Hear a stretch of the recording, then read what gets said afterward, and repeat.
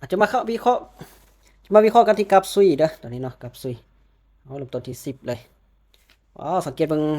เส้น MACD เดี๋ยวคำว่าโน้มจะมาตัดกันแล้วเนาะโน้มจะตัดกันลงนะแล้วยังเป็นเทรนขาขึ้นอยู่เด้มาจังได๋ก็ตามยังตามซื้อ1ออเดอร์กันขาตามเทรนขาขึ้นมันเสี่ยงที่จะตัดกันอยู่เนาะเสี่ยงที่จะตัดกันอยู่แต่ว่าเฮาตามเทรนเนาะบ่อยากที่จะสวนเทรนการตามเทรนนี่มีโอกาสสูงกว่าเด้มึงจังหวะนี้ปะโทษถ้าตามเทรนนี่วินหลายออเดอร์เนาะวินหลายออเดอร์วินหลายออเดอร์ได้ออเดอร์นี้ก็โอกาสสูงละ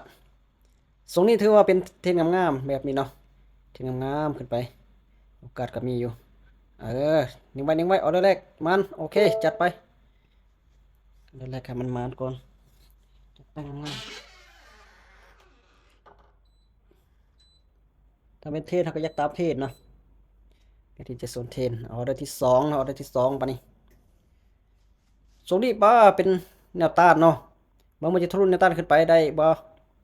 ถ้าทะลุบ่ได้นี่เราจะตามขาย1ออเดอร์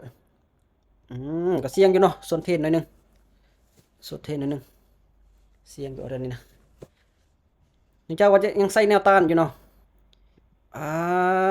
ส่วนเทรนอีกดีวะจากตามแนวต้านนะครับตัวตามแนวต้านนะครับตัวเกรดส่วนสูตรแนวโน้มขาขึ้นบ่ได้สำเร็จอันนี้แหละส่วนเทรนเรียบร้อยเนาะบ่เป็นตาสวนแท้ๆเลยมากลับมาพันซะนะทะลุขึ้นไปหน่อยหนึงมันหลายออเดอร์เนาะเนื่องจากว่ามันต่ำจุดๆนี้นี่บ่ขึ้นบ่ได้แท้ๆนะก็เลยขายเนาะเมื่อกี้นะแต่ว่ายังขึ้นไปต่อเสยเนื่องจากว่าทรงนี้มันเทียนขาขึ้นมาแห้งถ้าเทียนขาขึ้นมาแห้งเนี่ยก็สิตามเทียนขาขึ้นนี่โอกาสสูงจังหวะนี้ยังจะขึ้นไปต่ออีกวะขึ้นหลายออเดอร์เนาะขึ้นต่อซื้อ1ออเดอร์ก็ตามเทรนจนกว่ามันจะกลับตัวขึ้นเนาะถ้ามันกลับตัวจังขายถ้ามันบ่กลับตัวครับสิตามขึ้นไปอย่างเดียวเลยทรงนี้นะตามขึ้นไปอย่างเดียวกรณีว่ามันขาขึ้นนี่เราจะตามซื้ออย่างเดียวบ่สวนในการสวนนี่ก็แจ็บขึ้นเมื่อกี้แล้วเนาะถ้าสวนนี่นะเพราะฉะนั้นเราจะบ่สวนเด็ดขาดจนกว่ามันจะกลับตัวลงมานิ่งไว้จังหวะนี้แนวโน้มขาขึ้นจัดไป1ออเดอร์วิดงามๆเว้นจัดไปนะอืมตามเทรนเมื่อกี้มัน3ออเดอร์ติดแล้วเนาะแต่ว่าเราไปหาแนวต้าน1ออเดอร์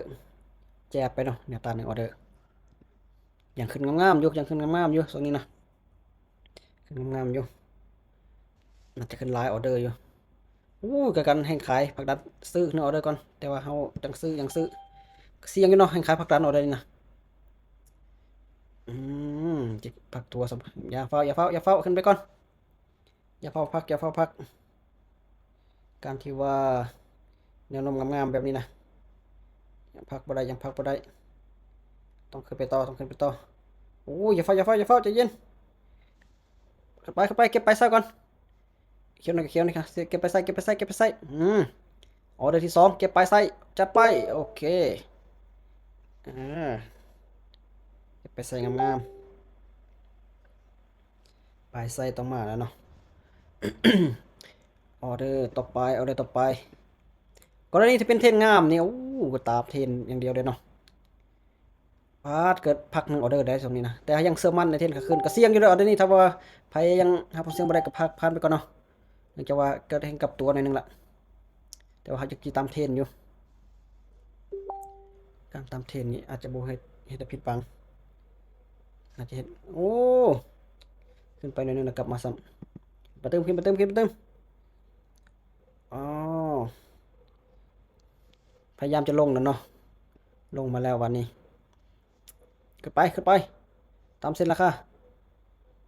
กลับขึ้นไปอ่าบ่ได้แล้วเนาะมันให้ได้2ออเดอร์ละ2ออเดอร์ละเอาเด้อผักตัวยังขึ้นไปต่ออีกเนาะเด้อผักตัวยังขึ้นไปต่ออ่ายังขึ้นไปต่ออีกนั่นไม่ให้ลังเลแล้วนี่ MACD เขาตัดลงเนาะมาเขาตาม MACD เนาะขายแล้วก็มีความเสี่ยงอยู่จะว่าแห่งขาซื้อกับผักดันอยู่หวังว่ามันจะตาม MACD ได้ตามแนวโน้มของ MACD เลยเอาเดือนนี้นะ MACD หลังจากว่าขนานกันลงละเพราะฉะนั้นขายลงไปเลยจัดไปขายงามๆโอ้อย่าเฝ้าบาดลงมางามๆเลยยังจะขึ้นไปอีกลงก่อนโอ้อย่างสู้แนวโน้มขาขึ้นบ่ได้สำเนาะ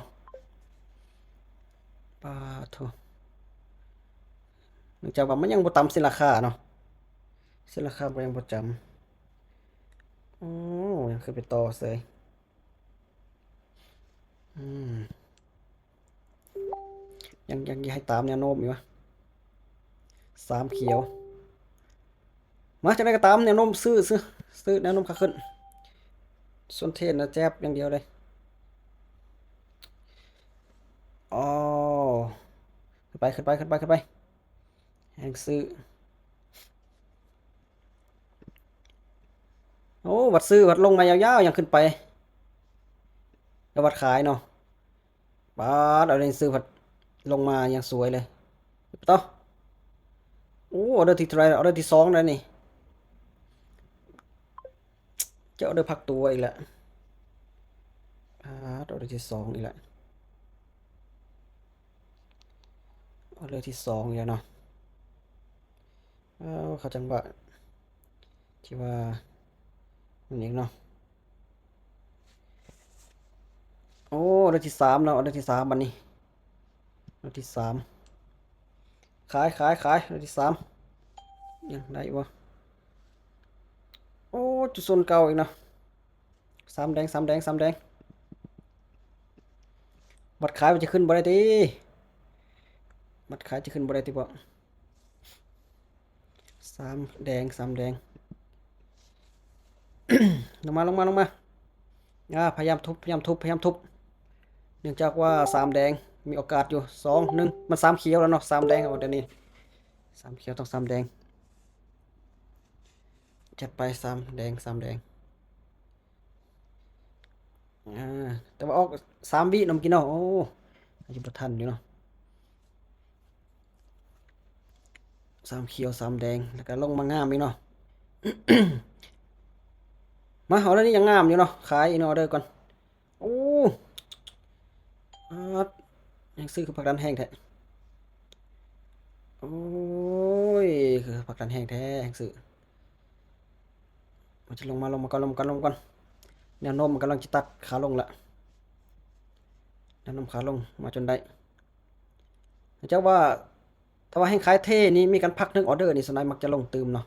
เพราะฉะนั้น MACD นี่ขนาดการลงขายแบบนี้เขาก็ตามขายเลยโอกาสสูงอะไรโอเคจัดไปถ้าเทรนขาขึ้นกับขาขึ้นงามๆขาลงกับขาลงงามๆจะคักในการเข้าออเดอร์นะอ่าจัดไปเพิ่มไปสลับขาลงได้อยู่ผักเขียวเราลงต่อผักเขียวลงต่อดูอย่างนี้เห็นขายทุบขายเห็นขายทุบขายจังหวะนี้นะ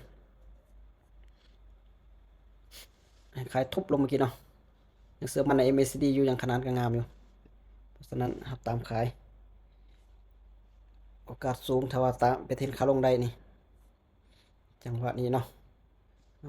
ลงมางามๆตามแนวโน้มเลยเนาะแนวโน้มตลาดนี่จะบ่ผิดหวังนะถ้าตามแนวโน้มของตลาดนี่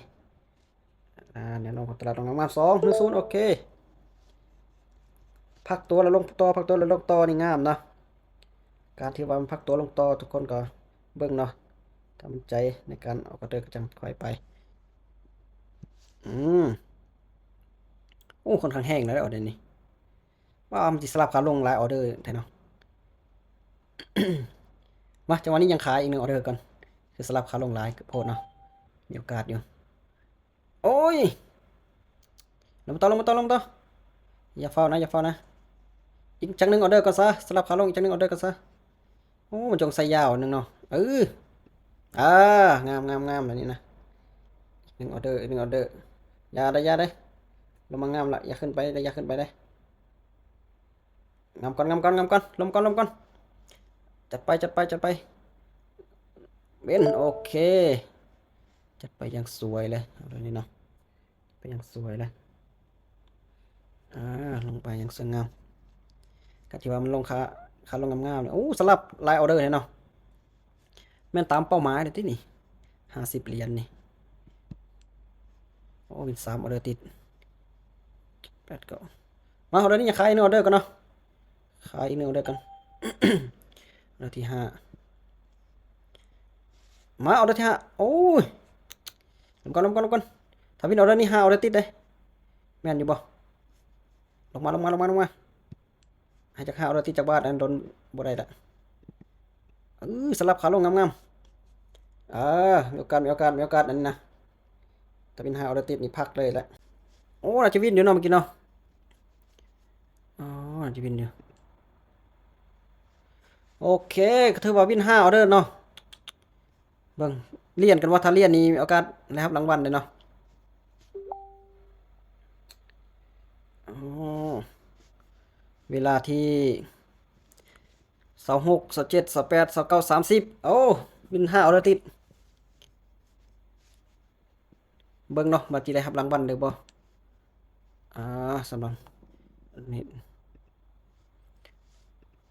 ถือว่าวิน5ออเดอร์ติดเนาะเพราะเฮาตามตลาดสลับเมื่อกี้เนาะตามตลาดสลับลงมา1